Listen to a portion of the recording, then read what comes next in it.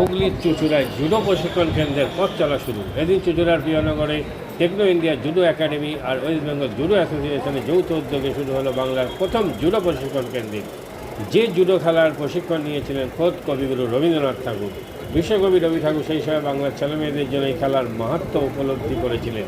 তবে কালের প্রবাহে বাংলার থেকে জুডো খেলার ধারা ক্রমশ মুছে গেল, তা আবার ফিরে আসছে বাংলার তরুণ প্রজন্মের হাত ধরে। এদিন টেকনো ইন্ডিয়া জুডো একাডেমির জুডো প্রশিক্ষণ কেন্দ্রের নাম নথিভুক্তকরণের দিনে সেই আভাসই পাওয়া গেল। টেকনো ইন্ডিয়ার মাল্টিপারপাস স্পোর্টস অ্যারেনায় বাংলার তরুণ প্রজন্মের ছেলেমেয়েদের ভিড় সে কথাই বলতো। প্রাথমিক পর্যায়ে 50 জনের নাম নথিভুক্ত করা হয়েছে। মে মাসে প্রথম পর্যায়ে প্রশিক্ষণ শুরু হবে এই জুডো প্রশিক্ষণ কেন্দ্রের। আগামী দিনে বাংলার বুকে এই জুডো প্রশিক্ষণ কেন্দ্র আরও মহিরূ রূপ ধারণ করবে, এমনই অভিমত জানালেন টেকনো ইন্ডিয়া জুডো একাডেমির শীর্ষকর্তা। আজকে তো এখানে জুডো একাডেমিটা শুরু হলো, এটা কি পারপাসে, মানে কবে থেকে শুরু হবে ক্লাস?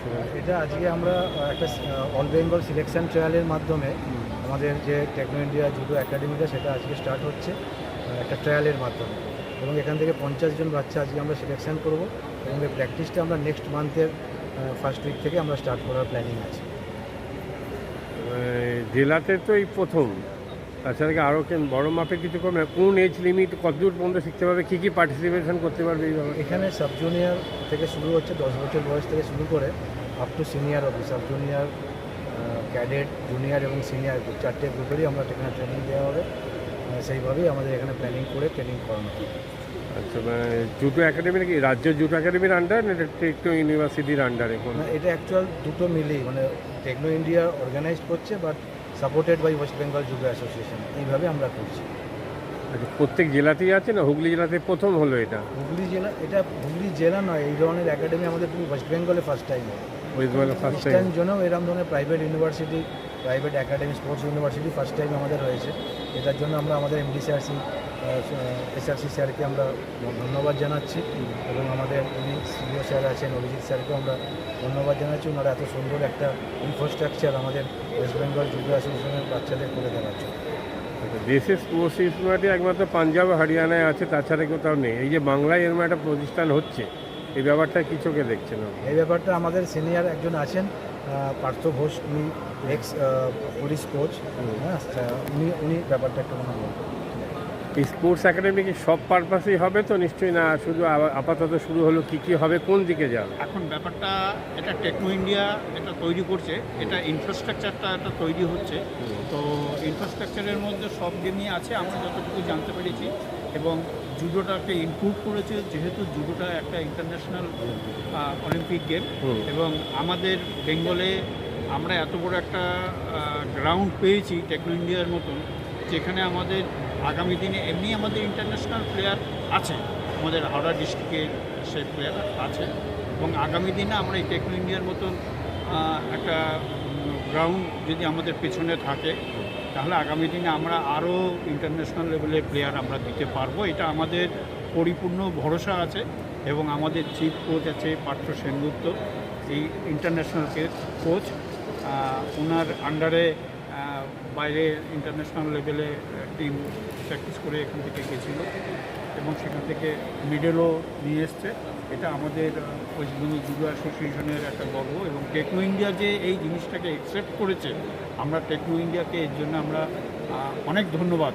মানে আমাদের মতন এই সমস্ত যাদের প্রতিভা রয়েছে, সেই সব প্রতিভাগুলোকে যে আমরা আজকে টেকনো ইন্ডিয়ার সাহায্যে আমরা এখানে আনতে পেরেছি, এটা আমাদের কাছে একটা বিশেষ মুহূর্ত, বিশেষ সময়। এখানে কি শুধু জেলা, না জেলার বাইরে এরাও আসতে পারবে? বিভিন্ন অল বেঙ্গলের বিভিন্ন ডিস্ট্রিক্ট থেকে আসছে, যেমন জলপাইগুড়ি থেকে এসছে, তারপরে আমাদের বীরভূম থেকে এসছে, বিভিন্ন ডিস্ট্রিক্ট থেকে, হাওড়া থেকে এসছে বাচ্চারা। দক্ষিণবঙ্গের ছেলেমেয়েরা যখন ফিরে যেতে পারবে বাড়ি, কিন্তু উত্তরবঙ্গে এলে কোথায় থাকবে, কি করবে, হোস্টেল? সেটা আমরা একটুখানি দেখে নেবো। আমাদের এখানে ফেসিলিটিস আছে, যারা লেট নাইট ট্রেনিং হলে আমাদের এখানে থাকার জন্য ব্যবস্থা আছে। এটা আমাদের যিনি উজ্জ্বলবাবু আছেন, আমাদের খেলাধুলা স্পোর্টস ব্যাপারটা দেখে ওনার সঙ্গে কথা বলে আমরা এই ব্যাপারটা নিয়ে। পরবর্তীকালে কি ভারতের অনেক উন্নত মানের অলিম্পিকের প্লেয়ার এখান থেকে তৈরি হবে আশা করছেন?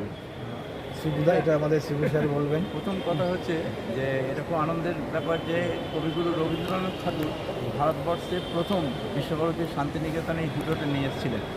তাই এটা ওনার যে দূরদর্শিকতা, যে কেন উনি এনেছিলেন জুডোর জোরে, প্রথম কথা হচ্ছে লেডিস সেলফ ডিফেন্স এর মধ্যে দিয়ে 100% পাওয়া যায়, এবং সেটা যেমন তেমন। তারপরে যেটা হচ্ছে আস্তে আস্তে আমাদের যে ইনফ্রাস্ট্রাকচার থেকে নিয়ে শুরু করে জুডো আস্তে আস্তে এত উঁচুর দিকে যাচ্ছে, আমরা আস্তে আস্তে খুব নিজেদের খুব, আমরা 43 বছর জুডোর সঙ্গে থেকে এরকম একটা সুন্দর মানে উপহার আমরা পেয়েছি। আমি হাওড়া জেলার মানুষ, কিন্তু হুগলি জেলা মানে আমাদের মানে যমজ ভাই যাকে বলে। তো এই মতো জায়গায় আজকে আমাদের সঙ্গে যারা পেয়েছি, Partha Sengupta 6 and black belt international একটা কোচ, কারণ ওর হাত দিয়ে ইন্টারন্যাশনাল মেডেলিস্ট বেরিয়েছে। এবং আমরা আশা করছি not only Bengal, not only east zone, ভারতবর্ষের বিভিন্ন প্রান্ত থেকে এইখানে এসে রেসিডেন্সিয়াল ক্যাম্প করে যাবে। এটা আমি আগামী দিনে এটা আমি দেখতে পাচ্ছি। এবং আজকে শুধু ন্যাশনাল মেডেল নয়, এইখানে যে রেসিডেন্সিয়াল ক্যাম্পটা হচ্ছে সেইখান থেকে আগামী দিনে মানে এত ভালো ভালো ছেলে, আপনি যেমন বললেন অলিম্পিক মেডেল, আমরা নিশ্চয়ই চেষ্টা করবো যেখানে আমরা এশিয়ান মেডেল পেরেছি একদম উইদাউট এনি ইনফ্রাস্ট্রাকচার, সেখানে একটা ইনফ্রাস্ট্রাকচার পেয়ে আমরা আশাবাদী যে সেখানে আমরা অলিম্পিক মেডেলও আমরা নিয়ে আসতে পারবো। কারণ এই জুডো প্রথম অলিম্পিকে স্থান পায় 1964 সালে টোকিও অলিম্পিকের ফার্স্ট টাইম। তারপর আস্তে আস্তে এশিয়ান গেমসে, তারপর আস্তে আস্তে বৃহত্তর হতে হতে এখন আমরা সোশ্যাল প্রত্যেকটা বাড়িতে। কারণ এখন এই অভয়াকাণ্ডের পর থেকে মহিলারা এতটা সজাগ হয়েছে যে হ্যাঁ, লেডিস সেলফ ডিফেন্সটা আমাদের খুবই জরুরি আছে। তো এইখান থেকে আমরা জুডো থেকে সেটা কিন্তু 100% দিতে পারি। সেই জন্যই আমি সকলকে অনুরোধ করবো, বাড়ির প্রত্যেককে, যারা ছেলে মেয়ে নির্বিশেষে প্রত্যেকে জুডোর সঙ্গে অংশগ্রহণ করলে তাহলে কী হবে, জুডো খেলে আমরা কেন জুডো খেলবো, ফিজিক্যাল ডেভেলপমেন্ট হয়, মেন্টাল স্পিরিচুয়াল ডেভেলপমেন্ট হচ্ছে, সেলফ ডিফেন্স হচ্ছে, অ্যান্ড রিক্রিয়েশন, সব মিলিয়ে একটা টোটাল প্যাকেজ। এই ধরনের প্রতিষ্ঠান উত্তর পূর্ব ভারতেই প্রথম, একদম প্রথম। এবং আমরা দেখিনি যা আছে উত্তর ভারতে পাঞ্জাবে, এখানে এটা প্রথম। এবং বেঙ্গলের বাইরে থেকেও ছেলেমেয়েরা যদি এখানে আসতে চায় তারা আসতে পারবে। অল ওভার ইন্ডিয়া বেসিসে এটা করা হচ্ছে, সেই লেভেলই চিন্তাভাবনা করছি। আমরা গ্রোথটা দেখিনি, গ্রোথটা দেখে আমরা আগামী দিনে এখানে রেসিডেন্সিয়াল কীভাবে কী করবো সেটা আমরা গ্র্যাজুয়ালি ডেভেলপ করবো এবং চিন্তাভাবনা করবো। আজকে শুরু হলো, আজকেও দেখলাম অনেক দূর দূরান্ত থেকে এসছে ছেলেমেয়েরা। আজকে এসছে বেঙ্গলে বিভিন্ন জায়গা থেকে সব ছেলেমেয়েরা এসছে, এখানে অ্যাডমিশন নিচ্ছে।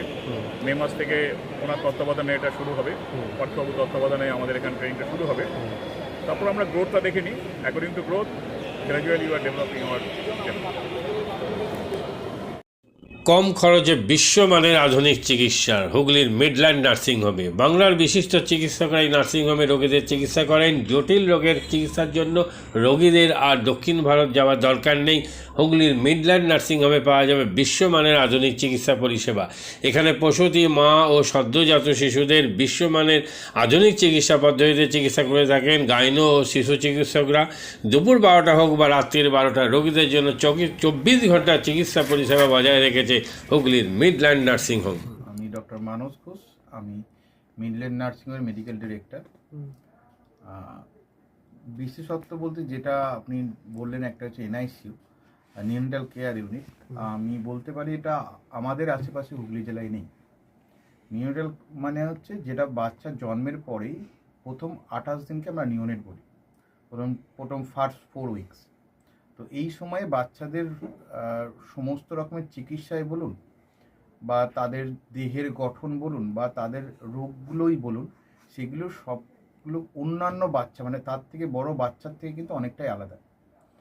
এবং এই ক্ষেত্রে বাচ্চাদের বাচ্চারা খুব সেন্সিটিভ হয়, বাচ্চাদের রোগ প্রতিরোধ ক্ষমতাও অনেক সময় কম থাকে এবং এগুলোর জন্য স্পেশাল কেয়ার লাগে নিউনেট। এবং তাদের পুরো চিকিৎসা পার্টটা একটা আলাদাভাবে তৈরি হয় প্রথম 28 দিনের জন্য। আমরা এখানে চুঁচুড়া, বিশেষ করে চুঁচুড়া এবং হুগলিবাসীর জন্য এই জিনিসটা আমরা আনতে পেরেছি, যেখানে আমাদের বাচ্চাদের এই নিউনেটদের ক্রিটিক্যাল খুব খারাপভাবে যে নিউনেটগুলো জন্মেছে বা যারা জন্মের পরে যারা হাঁপাচ্ছে বা যারা মেকোনিয়াম খেয়ে ফেলেছেন বা যাদের কোনো জন্মের পরে কোনো রকমের শ্বাসকষ্ট বলুন বা কোনো রকমের অসুবিধে হয়েছে বা জন্ডিস ধরা পড়েছে বা অন্য কোনো কমপ্লিকেশান হয়েছে, সেই ধরনের বাচ্চাদের চিকিৎসা করার জন্য উপযুক্ত ব্যবস্থা আমরা এখানে করতে পেরেছি। তার ভিতরে আমরা বলতে পারি আমাদের এখানে ওয়ার্মার আছে সাফিসিয়েন্ট, আমাদের এখানে 6টা বেডের জন্য ওয়ার্মার আছে এবং আমাদের এখানে ফটোথেরাপি মানে বাইলেয়ার ডবল সারফেস ফটোথেরাপি আছে যাদের কনজেনিটাল বা যাদের জন্ডিস ধরা পড়েছে তাদের জন্য, এবং বাচ্চাদের ভেন্টিলেটার আছে আমাদের একদম নিওনেটদের জন্য। এই ভেন্টিলেটার সাধারণভাবে সব জায়গায় পাবেন না, এবং বাচ্চাদের বাবেল সিপ্যাপ যেটা একটা স্পেশালাইজ মেশিন, বাচ্চাদের যেহেতু ভেন্টিলেটার খুব বেশি লাগে না, কিন্তু বাবেল সিপ্যাপ বলে একটা জিনিস খুব বেশি লাগে তাদের অক্সিজেনের পরিমাণ কমে গেলে, তাদের শ্বাসকষ্ট হলে, সেটাও আমাদের এখানে আছে। এবং আমি কিছুদিন আগে আমাদের একটি বাচ্চা এখানে ভর্তি হয়েছিলেন যার শ্বাসকষ্ট হতে শুরু করেছিল জন্মের 6 ঘন্টা পর থেকে, এবং সুন্দরভাবে তাকে আমরা এখানে চিকিৎসা দিয়েছি। আমাদের এখানে দুজন খুব ইয়ং মানে এনথুজিয়াস্টিক পেডিয়াট্রিশিয়ান আছেন, ডক্টর মৈত্র এবং ডক্টর ঘোষ। তো তারা তাদের দুজনের আন্ডারেই বাচ্চা ভর্তি ছিলেন।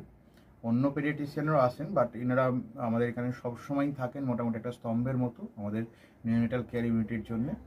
এবং বাচ্চাটি এই মুহূর্তে খুবই ভালো আছে, তাকে আমরা ডিসচার্জ করেছি। এটা কি প্রিম্যাচিওর বেবিদের ক্ষেত্রে এটা বেশি প্রয়োজন হয়?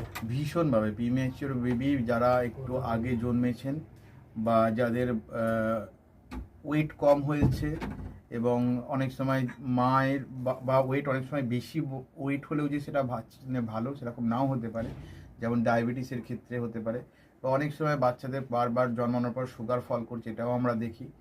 অনেকগুলো কারণেই যেগুলো জন্মের পরেই যে সমস্ত সমস্যাগুলো হয় সেগুলোর জন্য এরকম স্পেশালাইজড ইউনিট দরকার হয়, নিওনেটাল কেয়ার ইউনিট, এবং সেটা আমরা এখানে করতে পেরেছি। প্রথম কথা হচ্ছে জীবনের দাম সব থেকে বেশি, ঠিক আছে, এবং যে মা 10 মাস তার বাচ্চাটাকে গর্ভে ধারণ করেছেন তার জন্য সারা পৃথিবীর সব থেকে মূল্যবান জিনিস বা সেই বাবাটির জন্য কিন্তু সেই শিশুটি। রিগার্ডিং কস্ট যদি বলেন, আমরা এমনিতে একটা মফস্বল এলাকাতে থাকি এবং আমাদের পুরো নার্সিংহোমটাই মফস্বল এলাকাতে।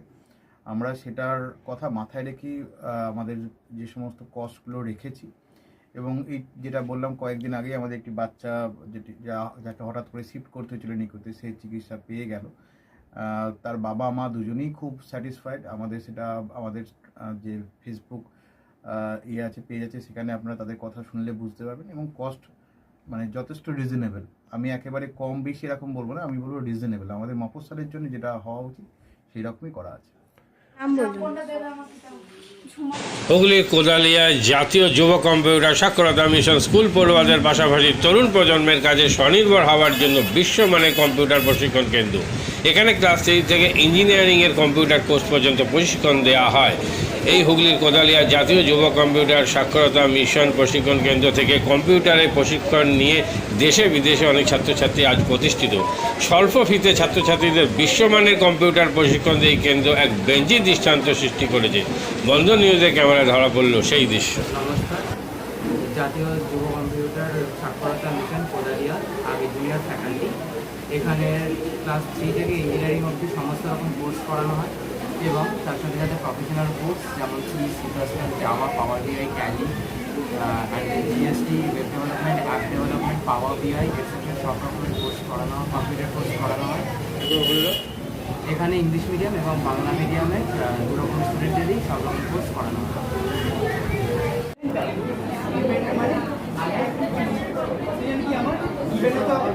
সেকেন্ড কি আমার ট্যালেন্ট, রাইট? আমি এখানে কি করলাম, এই পার্টটা বার করছি কাকে, এই পার্টটা first while loop is for the sum of digits and the second while loop is for the reverse.